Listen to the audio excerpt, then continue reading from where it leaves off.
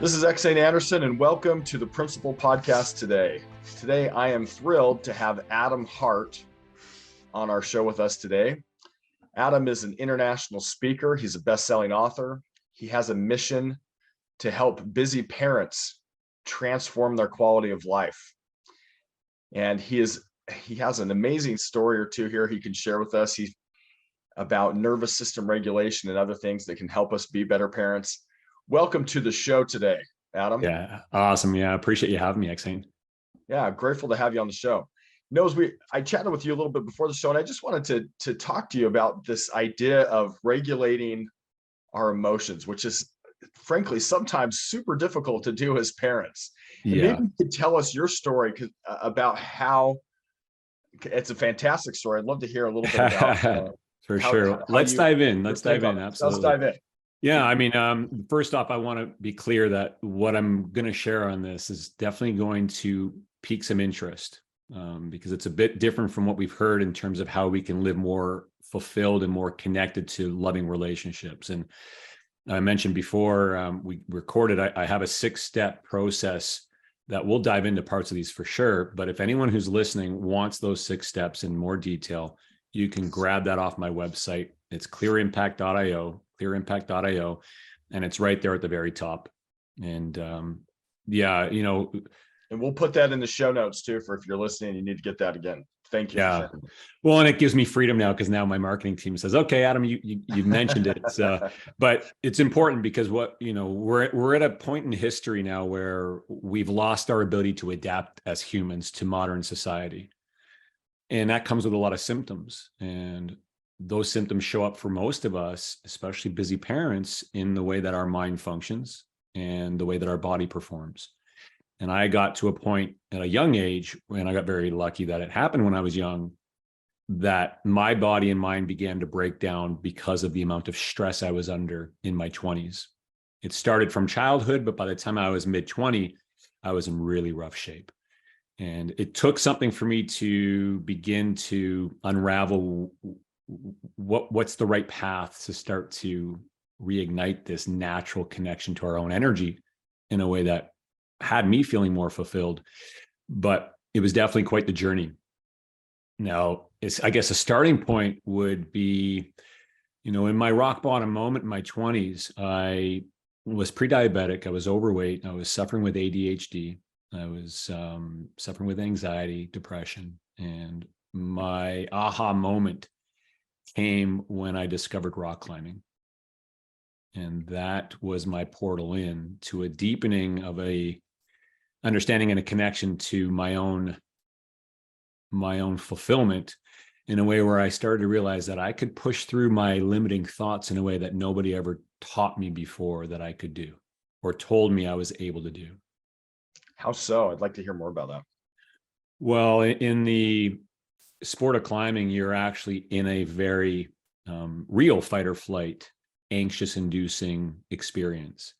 And so as I started climbing, I became quite addicted to it as a sport and as an escape from my life because it kept giving me these moments of peace.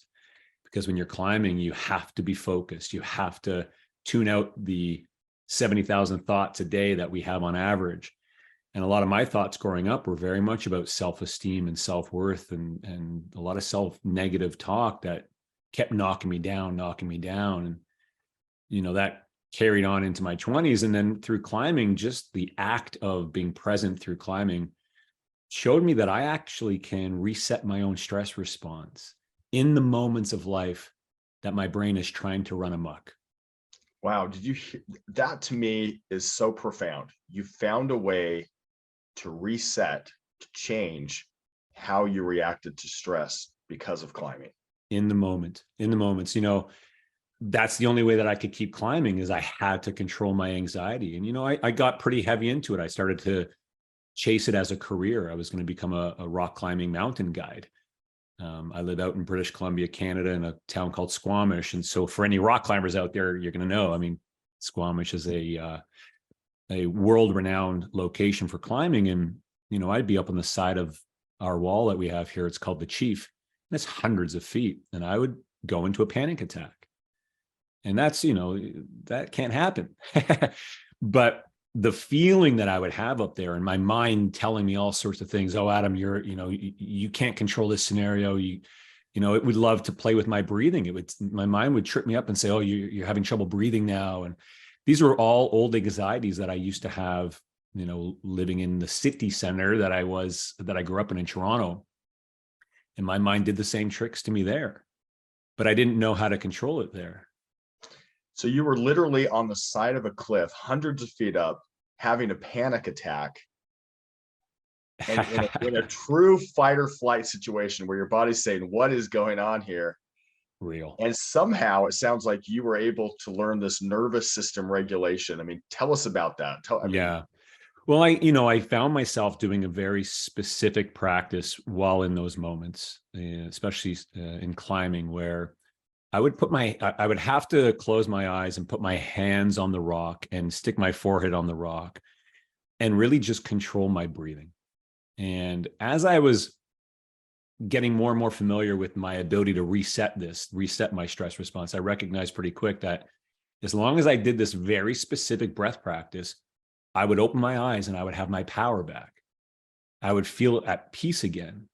What was that breath practice? Like what And so exactly? This is the basis of all my work, right? It's like I discovered this 20 years ago through climbing, and we'll go into the breath practice, but what I realized was that I actually had the ability to shift my own power in that moment back to my parasympathetic, the calm, rest and digest, regulated nervous system in a way where I could think cleaner and clearer and have more physical endurance. And the immediacy of those results got me to understand, wait a minute, so I am anxious like this in so many other areas of my life, with my kids when they're getting loud and my nervous system starts to rev up and my brain's like, yay, let's feed off of this stress response now, because the brain loves the adrenaline. And so I started to bring it into those moments, and I'd bring it in waiting in line at the grocery store when I'd get frustrated, or in my car in traffic and having road rage, which I used to have a lot of. I could reset my own response in the same moments over and over again. Wow. You're giving me tingles as you say this, Adam. And I got to tell you why. The reason I'm feeling tingles here is because here you are on a cliff trying to reset how I'm feeling because I'm having a panic attack on the side of this cliff hundreds of feet up. But it can be used in a parenting moment, or in a stressful moment where you're triggered with a spouse, or in a traffic jam, or at a grocery store, like you're saying. This is super profound because it's probably the same type of process to reset yourself. Is that what I'm hearing? That's it, right? And so the breath practice itself, which you do in under a minute, it actually takes 33 seconds to do. You are turning your ability to utilize the energy of your heart into the equation. So you're teaching your nervous system to send a beautiful signal through the vagus nerve to the brain, to teach the brain that it doesn't have to use triggering thoughts. And for a lot of us, this is the first time that we actually have space to do that since childhood. All the stressors we have from childhood, the brain is learning from those stressors.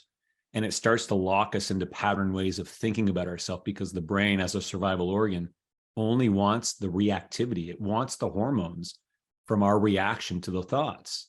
It wants the adrenaline. And it wants the dopamine from whatever habits you use to escape afterwards, whether for kids, it's a lot of sugar like myself, and it's a lot of videos and screens.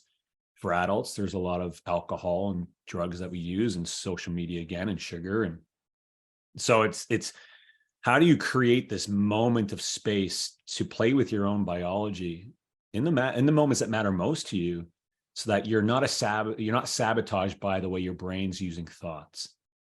And it eventually leads to you being able to transform the actions you take, which is, it's the most profound possibility that we have in our lives, to work with those moments between what we think and how we act.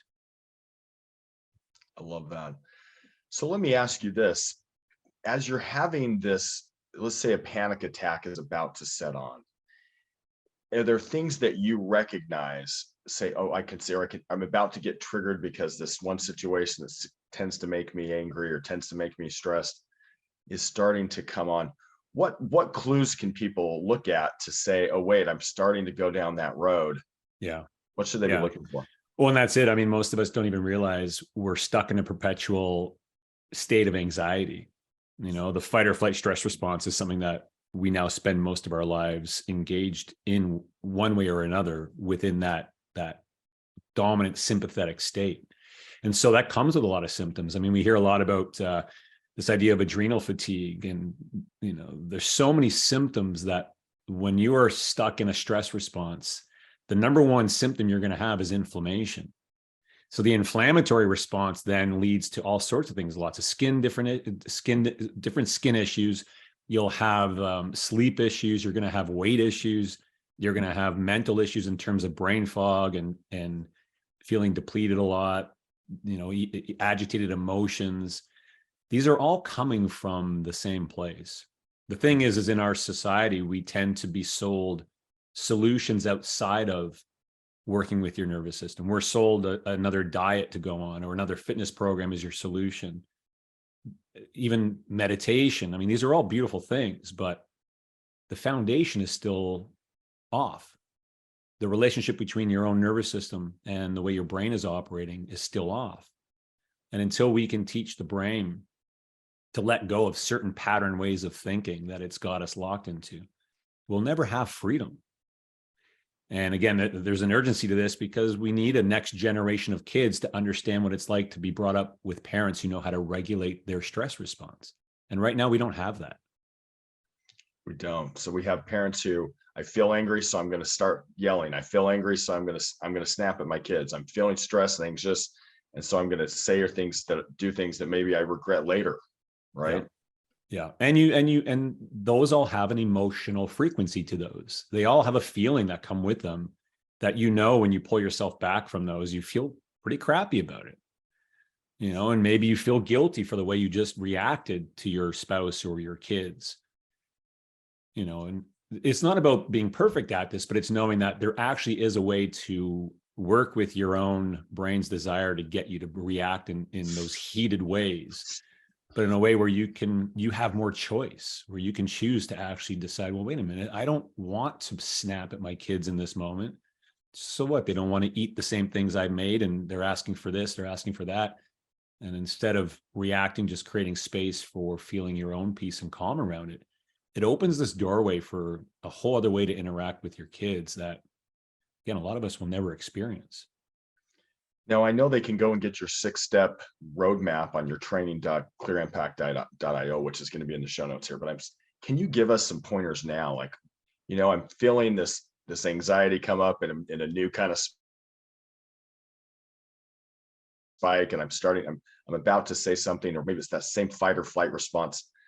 Give us a few pointers now that for parents who want to regulate this, but maybe are having difficulty. Like, what would you tell parents who say, yeah, I feel bad because I kind of snap at my kids, but I'm trying to regulate it? What would you tell those? What would you say? Yeah, well, I mean, the number one in that process, first off, is we just have to start noticing, paying attention to what our patterns are. Right. So, like saying, if I asked you, I mean, is there one that you notice in terms of your own pattern that shows up where you recognize you're a little reactive or a lot reactive that you'd like to see a shift around? You're saying a shift around a certain thought pattern or certain situation or something like that? Yeah. Because you'll know it. I mean, it'll show up multiple times in your life, whether it's in a work setting, whether it's at a home setting. It's going to have a pattern to it.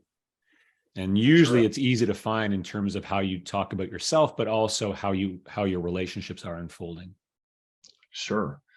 Well, sometimes if I'm really tired and something unexpected happens, or somebody says something that I interpret as being disrespectful or something like that, I sometimes would have a tendency to say, well, gosh, and be a little more intense than I wish that I was. You know what I'm saying? Yeah. I can tell it's probably that anxiety, that response. And I think it generally, for me personally, if I'm tired or maybe I haven't eaten right, and something that feels a little bit, I guess I could use the word, disrespectful or something like that, I sometimes have reacted in ways that I'm not proud of. Yeah. Yeah. You feel a very distinct trigger to it. Mm-hmm. Yeah. Right. Because everything's language. all the thoughts that we have and all the words that we say, they have a frequency to them, and we don't recognize this idea of the quantum physics of this, the quantum field, universe, God, whatever we want to call it. There's an energy to everything that we are thinking and saying. And when we're interacting with another, a lot of what they are saying and thinking is going to poke at us. And so we don't even recognize that this is happening in the background. It's their brain versus our brain. And, we've self-identified with so many of these thoughts as who we are, our stories, or we can call it our ego, that's how we live our lives. And yet we're having these interactions with others that most of us now are living very reactive lives with each other. And so it's being able to recognize, okay, so if this is happening to me and if I can pay attention to this pattern, when am I feeling triggered in my relationship? You can start to work with that moment. One, we have to identify that that's a pattern that's happening. Maybe it happens once every few weeks. Maybe it happens once every few hours, depending on who you are. It is a pattern that your brain has you locked into. And so when you notice it in the moment that it starts to create that anxiety, you can then work with your own mind in that moment through this 33-second breath practice that's called Hart flow, to train your mind to not throw you into reactivity. All right. Today I was listening to Mel Robbins. I don't know if you know Mel Robbins at all, pretty popular.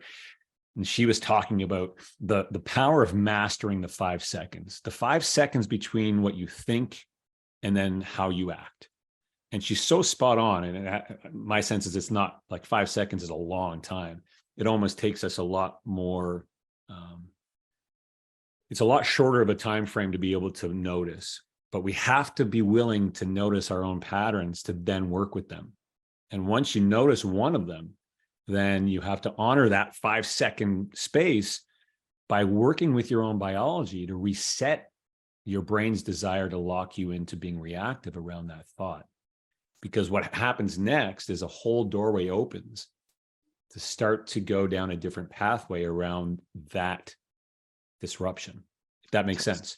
Right. Tell us some of the things that you would actually think or do in this 33 seconds. Yeah. So, well, for example, that's just one of my old ones is I would have a lot of resentment towards my wife.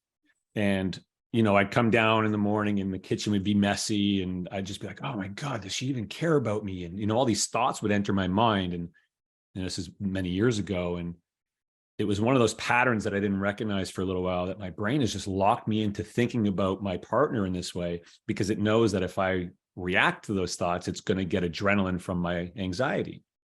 And so I would come down in the morning, once I identified this pattern, and this takes time, because when you start to identify patterns and you work with them, your brain lets go of the use of them, but then other ones show up. So you're always learning to clean up these patterns that keeps bringing you access to more presence, which is so phenomenal. But I would come down in the morning and I would notice my mind doing it again. And so that would be the moment to say, okay, whoa. I love my wife. I don't need to think about these kinds of thoughts about her. Yeah, so it's dirty. I'll deal with the kitchen. I'll clean it up in a way where I'm in love with the experience and not resentful. And I would do the Hart flow practice. So this is the 33-second breath practice, where it's a cycled breath practice of 4 seconds in, 7 seconds out. This is what I was doing climbing, that I brought into everyday experience.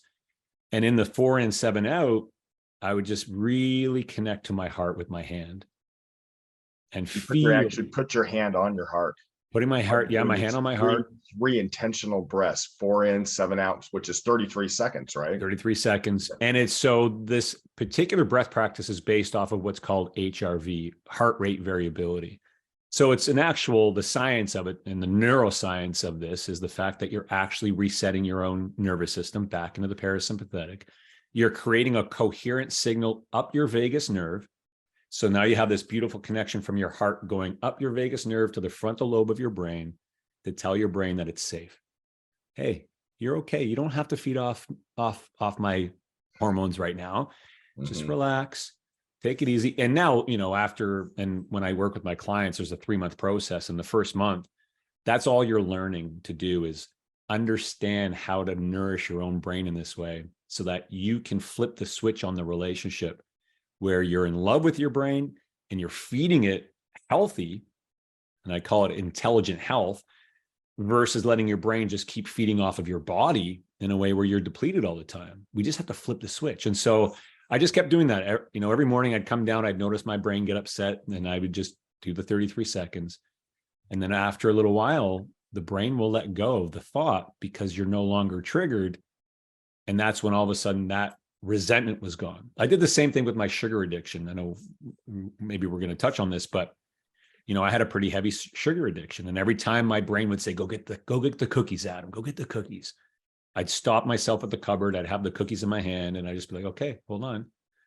I'm going to reset this. And I'm going to feel the feelings of what I want to feel as the alternative. Instead of being reactive to cookies, what I want as an alternative, I want to be fit. I am fit. I'm super strong. I got a clear mind, all the intentional energy. And that's how I transform the sugar addiction. I love that. You've heard people say, like when you're stressed out, some people say, well, take a deep breath. And really there's some power. And you're saying 3 deep breaths that are intentional, 4 in, 7 out is enough to tell your brain that, hey, things are okay. We don't need to go to fight or flight. We just need to be calm and to stay, as you say, in the parasympathetic mode, basically. Yeah. And it's got a natural energy to it that we just don't know it because we haven't cultivated a deep enough relationship with our own biology in that way to know what the parasympathetic state really feels like. We know very well what the anxious state feels like because it's where most of us live. We're always one step ahead and we're always thinking about our past in certain ways. And, there's not much presence in that. And we're always chasing to fix something that's not quite working because that's the state of how we're operating. So if we learn how to flip this switch, well, then all of a sudden you're playing from a different playing field. You actually have your critical thought with you and you have a body that's performing in an optimal state, but you're also emotionally sending out a frequency of really deep gratitude for life in a way where you manifest being in service to others, in a way where you don't give up your energy to serve others. You're co-regulating them in a way, and this is what happens with our kids and how we create co-regulated homes where our kids feel peaceful and feel loved. It comes from the regulation of our own stress response, and our ability to live in the parasympathetic state sends the frequency to them, not the words that we say. It's nice, but it's the frequency we're holding that makes them and gives them the experience of feeling loved and nourished. And that's, again, why for me, it's so important that more, at least especially parents, understand that they don't have to overhaul their lifestyles to get themselves back on track. They just have to see the power in working with their own nervous system and finding the right solutions that fit in, that's going to bring them more peace and calm immediately. Right. So as a parent, if I'm starting to feel that trigger, that I'm starting to feel that, I have a few seconds there, 5 seconds or maybe more or less, where I can actually make a conscious choice and say, okay, what am I thinking that's causing this feeling? And consciously say, wait a second, does it really mean that because this is happening, I need to feel this way? What you were saying about, like, with your wife, for example, when you say, if the dishes aren't done, that means she doesn't love me. Well, maybe that doesn't mean that, right? It means something else. And then at that same time, take the time to take a few deep, really intentional breaths to say, you know what, we're not going to be addicted to the adrenaline or to the hormones that flow through that make us go to fight or flight.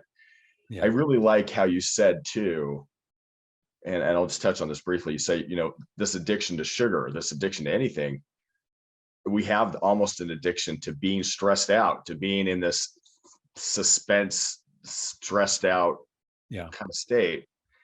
Yeah. And we need to be able to break that addiction. Well, it's an addiction to overthinking, and it's not our fault. It's just the way the brain is designed to operate. The brain, again, it's designed to survive. And so it wants energy. And the more it can produce thoughts that we react to, the more energy it gets. And so we've just haven't been really given the right access to that information. I mean, it's something that we all should know from the minute we're born, through the relationship with our own parents and how they regulate. And as we grow up, it's the first thing we're teaching our kids. as they stub their toe or get in their first bully experience, or, or have their first breakups or do bad on a test, and they feel the stress of that. These are the moments that we have the ability to teach our kids how to regulate. We've never been taught this stuff, but yet it's the basics of our human experience, and our nervous system is our superpowers, but yet we're not taught how to regulate it. And it should be in every school, at every grade. It should be the start of everybody's day. It should be how they interact all day long, but and since it's not, as parents, we're kind of the school for our children. In reality, I mean, they say there's three things that are important with teaching others, and one of them is example, and one of them's example, and the other one's example, right? When we can give them an example of, hey, mom and dad are in control even when they're stressed. They know how to regulate emotionally, and that gives the children permission to say, you know what, even if it's stressful, I saw my dad not be stressed, or I saw my mom not be stressed, and I saw them handle it in a really calm way and take a few breaths, and we can teach that to them, which can impact generations from now, rather than just, maybe it would help much more than just in this small moment where it did help. It can be passed on for a long time. Yeah, I mean, and it has an energy of its own, and in the work that I do around this, it's a community-based experience, because it has to be. Being in a co-regulated community is something that we just have lost touch with. We used to live in small communities or tribes back in the day, and you would have your elders to learn from, and you would have other adults interacting with young children, and all different age groups interacting with each other and learning from each other. And the amount of stressors, there was stress, absolutely. It came in the form pretty much of having to secure food, but it wasn't so acute as it is now, where at almost every moment of every day, we're under these nervous system disruptors that we don't even realize are happening, and we consider them to be normal in our culture. Like devices, or cell phones. Yeah, I mean, artificial light is the number one disruptor of the nervous system. It's not that we have to go live in caves, but you have to know that when you wake up in the morning and you turn on your lights, you're now working at a deficit. The blue lights that come off of that frequency of light bulbs that dominate our homes interrupt the natural circadian rhythm, the 24-hour light cycle of our biology. And so right when we turn on the lights in the morning, we're in a fight or flight state without even realizing it. Your brain's working at a diminished capacity. It's like most of my clients who I start to work with, that's the big one, is I can't wake up feeling well rested and feeling like I'm ready to and motivated and excited for my day. Well, there's some small things that we can start to do to mitigate a lot of what we think are normal in our society. But at the core, it's being able to work with your own mind is by far the most powerful. Right. So I'd like to backtrack just a little bit. So can you tell us in more detail? Here you are on the side of this cliff. Tell us what you were experiencing with this panic attack. I'd like to hear a little more detail about, here I am having a panic attack, and I'm almost ready to lose it. And then I was able to do this I'd like to hear that story, if you wouldn't mind sharing it with us. Well, and I really recognize that I stopped myself for so long from moving into places that created fear. Or when the fear would come up, I would stop myself and just get back to being comfortable again, and not move into those moments of really powerful growth. And, there's a large part of how a lot of us are showing up these days, where we're not willing to push ourselves even just a little bit out of our comfort zone. Yet that's where all of the beauty of life is experienced. We have to be willing to push. Right. But when you know how to regulate. It's not about regulate, staying safe in bed. It's about saying, okay, I'm going to push my comfort zone, but I'm somehow going to still regulate so I can have those beautiful moments of growth. Well, and that's it. I mean, I think the majority of us, if we knew there was a way to push into those moments of fear, but in a way where we can regulate it a little bit more than just, almost like you're just all in without a rope to hold you. Like in climbing, a great example is free soloing. Well, that's, if you don't do that well, you're dead, because you fall, you're dead. Right. At least my climbing, I have a rope, but it's like having a rope when you have these 6 steps where you can you can allow yourself to push into these areas that normally you would find very uncomfortable, because you have to. Otherwise, what's the point? You're not living, you're slowly dying. Growth is in those moments. And so climbing for me taught me that. And it kept giving me these moments of pushing myself into that anxiety, using this particular breath practice to notice my own pattern of feeling anxious and being able to slow it down, slow it down, slow it down. And so, many times I've been up in that moment of just complete gripped and not able to move. And, you look to the side and it's just like this massive expanse of air everywhere. And you look around the other side and it's just more air everywhere. And all there is this big rock and right staring you in the face. And it's like, it's quite terrifying, but it's not an adrenaline inducing sport like a lot of other sports, which is what makes climbing so unique. Is it's one that you're immersed in for hours and hours and hours in a day, sometimes multiple days. And so it becomes this continual game of playing with that stress response over and over and over. It's not like you're jumping off in out of an airplane and doing a skydive where it lasts for 8 seconds and then you're skydiving down and after 20 minutes you're done. This is hours and hours and hours of playing with this response. And you really realize pretty quick that moving into these places that create anxiety, but having the ability to control them or at least manage them better, the way they translate into everyday life, it's just so unbelievable. And again, we just need to know that there is a way to begin to do this without having to go rock climb and get yourself completely scared the way that I learned this. But there just has to be a strong willingness to pay attention to where you have your own moments of anxiety and being willing to work with your own mind around them. Biologically, how do you reset your own stress response using the heart flow breath practice, which is part of that 6 steps. So when anybody downloads it, they'll get access to that breath practice. I love this. This and kind of to make an example of how this could apply to parenting. I mean, sometimes it's not just 8 seconds of parenting. I mean, sometimes you're parenting for hours and hours, as you said, days on end, and you're feeling a little bit stressed and the volume goes up, or you may be dealing with some situations as a parent, cranky kids or kids who are quarreling or kids who are fighting or just need your attention. And how do you regulate that response?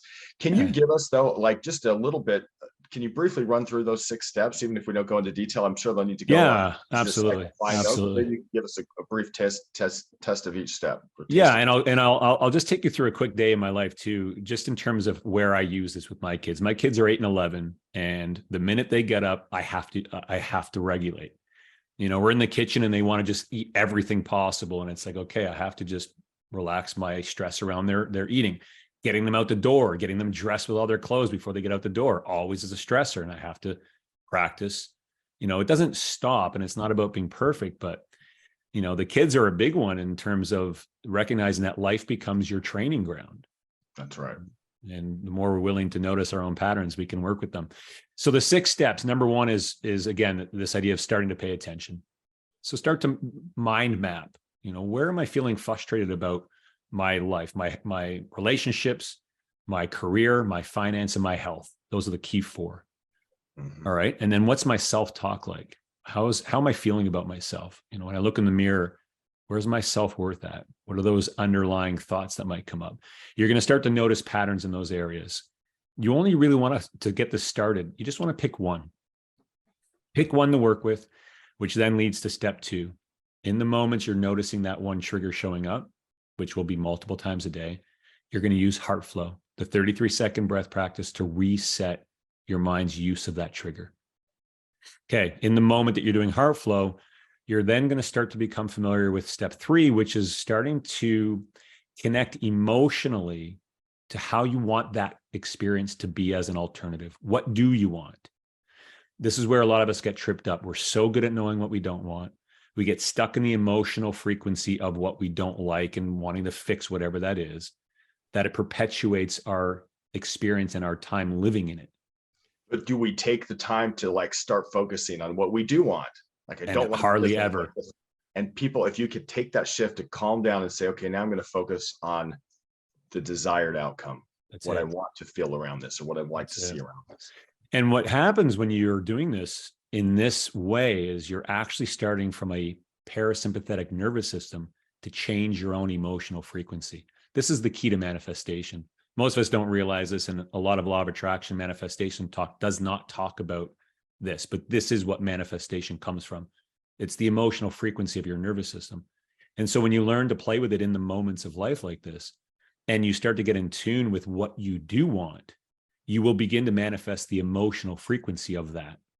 It might not be the exact outcome, but it's the frequency of the emotion that you're attracting. So then the next piece of that, number 4, is to just learn how to continue to activate this. Activating meaning, how do I keep holding the emotions of what I do want? And that comes from repetition, repetition, repetition, repetition. You're going to start to grow the amount of time you're living present in the emotions of what you do want. They begin to show up all around you, but you'll have more ability to notice them as you gain more strength and hold yourself to doing this practice, to where you're going to recognize pretty quick, wow, I actually do have a choice in almost every area of my life to create a really beautiful shift. I like what you just said. I got to interrupt you. Yeah. I have a choice. Yeah. Say what you just said there again. To create. Well, when I say this to my kids all the time, the reason why I keep sharing this with you guys, and I don't change my script with my kid, it's always the same. They know it's the breath is the access. They know these steps. Mm-hmm. But I always say to them, I said, listen, okay, one is you're training your subconscious to begin to believe this is who you are. And that's important. But Mm-hmm. 2 is you're starting to make choice from a conscious place, not just a reactive brain, think sugar in, think consume social media. You're actually doing it from a place where you have consciousness to that choice. That is really powerful. Because it starts to teach you this ability to pay more attention to how things are showing up in your life in a way where you start to connect the dots and you realize, wow, when I reset myself in these moments and put that feeling in, that's why this just happened. That's why I just had this amazing conversation with this person on the street that made me feel so joyful. It's because that's what the emotional frequency you had put in, an hour earlier when you did this practice. So the more we can start to utilize, and this is step number 5, is it's called the moments of life. You're starting to really notice in the moments of your life more and more of these opportunities to teach your mind to let go, feel safe through your heart, bring your energy back online. Your brain starts working even much more magically than we ever thought it could. And you're present in a way where you can take really inspired action for what's showing up in your life next.